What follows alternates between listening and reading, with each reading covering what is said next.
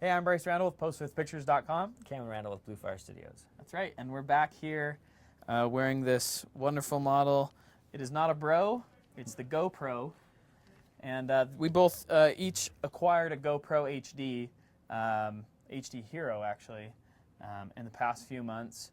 And we've both really liked them. So we wanted to talk a little bit about the GoPro and kind of go over some accessories in some future reviews, but mostly just want to talk about, well, what have we used it for? Is this like Overall our impressions of the unit itself?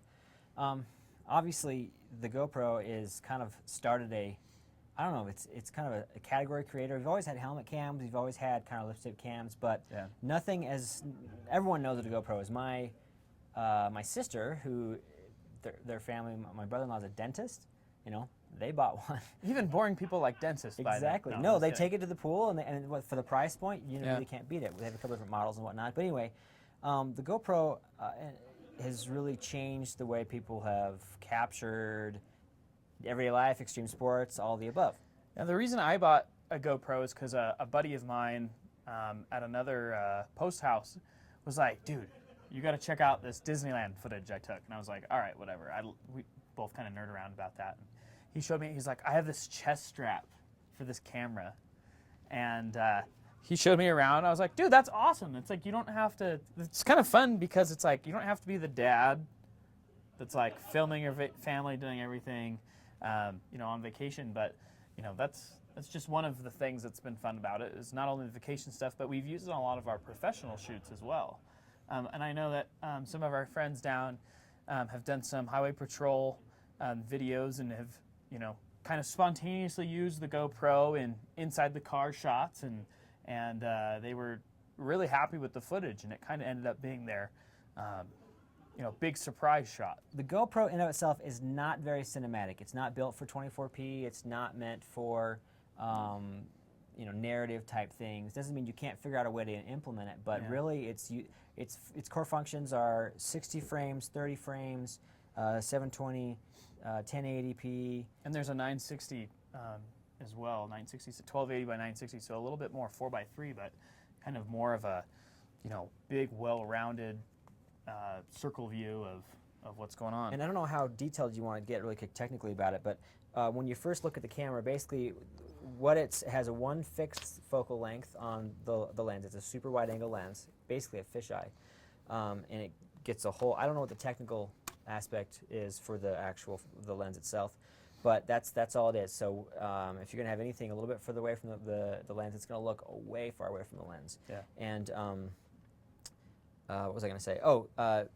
Everything's automatic on it. You can't set any kind of manual aperture. You can change. Like that. You can change a lighting setting to be either you know, a centered or like a spot. Like if you're inside of a car, you can tell it that to look for the lighting on the outside of the car. So your metering you can adjust a little bit, but really this camera, like I said before, it started out being just kind of let's put it on our surfboard and see what cool stuff we get, and people are really trying to use it for a little more planned out, a little more intentional shots, which is really cool. Like I said, don't want to get too technical on this particular review, but I think we're going to talk more in detail about some of the accessories and whatnot. But overall, this has been one of our favorite toys to play with, you know, professionally and you know, family-wise too. The images are actually not bad. It's terrible in low light, I will say this, but once you get out in the sun, took it to Moab, anytime when you're out in some really nice light, it just looks amazing. So especially when you're shooting at 60p, it slows the footage down, get some really nice, clean, clear images as I drop. Well, here's the cool thing about it. I'll be honest with you. You can't, Mike, can you see this? It took a dive off my bike last week.